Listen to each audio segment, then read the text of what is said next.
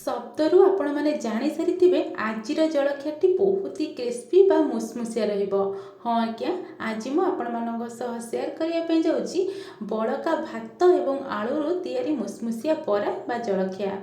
ଏହି ବରାଟି ଉପରୁ ଯେତିକି କ୍ରିସ୍ପି ବା ମୁସମୁସିଆ, ଭିତରୁ ସେତିକି ସଫ୍ଟ।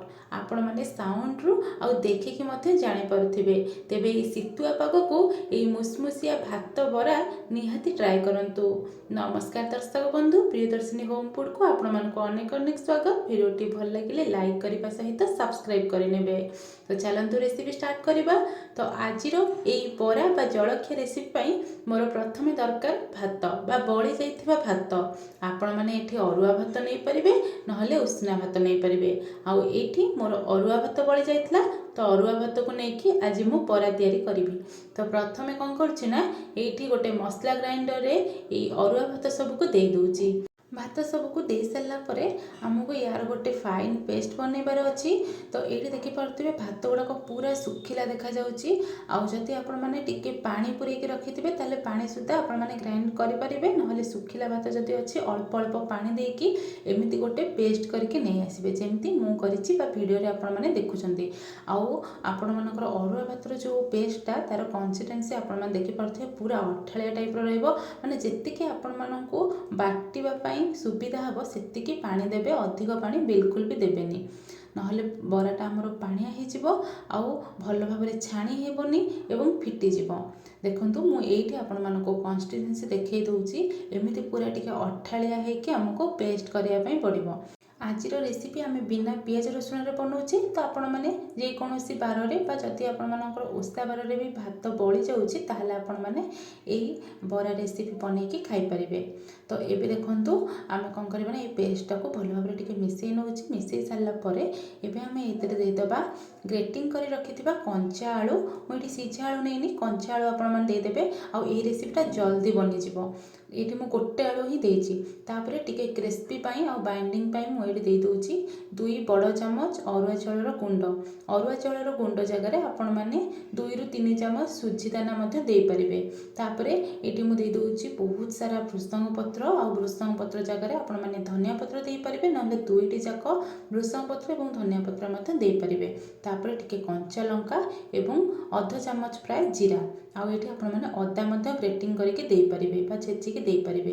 ତାପରେ ସ୍ୱାଦ ଅନୁସାରେ ଲୁଣ ଦେଇଦେବା। ବାସ୍ ଏତିକି ଆମେ ଦେଇଦେବା। ତାପରେ ଆକୁ ଭଲ ଭାବରେ ହାତରେ ମିଶାଇ ନେବା। ଯଦି ଆପଣମାନେ ପିଆଜ ରସୁଣ ଖାଉଛନ୍ତି ତାହେଲେ ଏଇଠି ପିଆଜ ମଧ୍ୟ ପକାଇ ପାରିବେ। ଏବେ ଆକୁ ଭଲ ଭାବରେ କ'ଣ କରିବା ନା, ସବୁ ଗୁଡ଼ାକ ମିଶାଇ ନେବା, ଯେମିତି ଆଳୁ ଆଉ ଆମେ ଯାହା ବି ଇନଗ୍ରିଡ଼ିଏଣ୍ଟସ୍ ଆଡ଼୍ କରିଛେ ସେସବୁ ଭଲ ଭାବରେ ଭାତ ସହ ମିଶିଯିବ।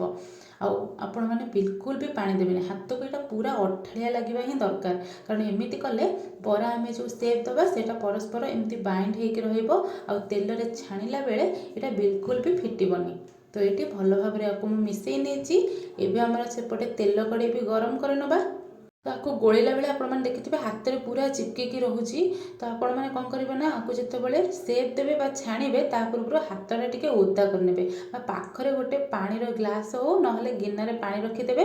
ହାତକୁ ଟିକେ ବୁଡ଼େଇ ଦେଇକି ଓଦା କରିକି ଆକୁ ଆପଣମାନେ ବରାର ସେପ୍ ଦେବେ। ଦେଖିବେ ହାତରେ ବିଲକୁଲ ବି ଲାଗିବନି। ଆଉ ସେମ୍ ପ୍ରୋସେସ୍ରେ ଆପଣମାନେ ଯେତେଥର ବରା ବନେଇବେ ସେତେଥର ହାତକୁ ଟିକେ ଓଦା କରିଦେବେ।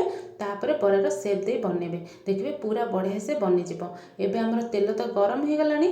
এই ଗରମ ତେଲରେ ଏବେ ଗୋଟି ଗୋଟି କରି ବରା ଗୁଡ଼ାକ ଦେଇଦେବା। ଆଉ ଆପଣମାନେ ଯେତେବେଳେ ବରା ଛାଣୁଛନ୍ତି ଏଇଟା ମନେ ରଖିବେ ଯେ ବେଶୀ ପକାଇବେନି, 3ରୁ 4ଟି କିମ୍ବା 5ଟି ବରା ପକାଇବେ।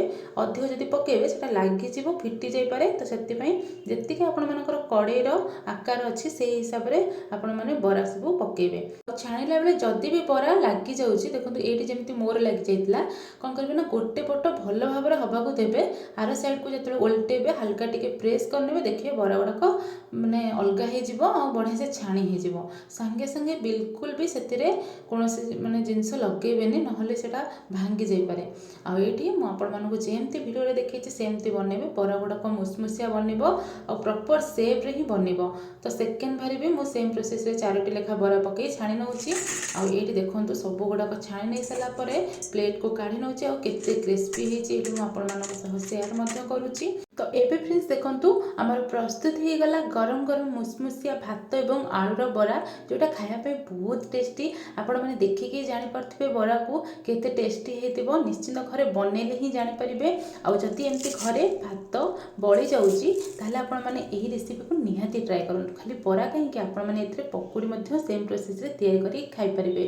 आशा करूची आजिर एही रेसिपी आपण मानको निहाती पसंद आस्तिबो। जदि पसंद आछि वीडियो को लाइक शेयर कमेंट करबा सहित चैनल को सब्सक्राइब करंतु। रहुची नमस्कार, देखा गोटे नुआ वीडियो रे।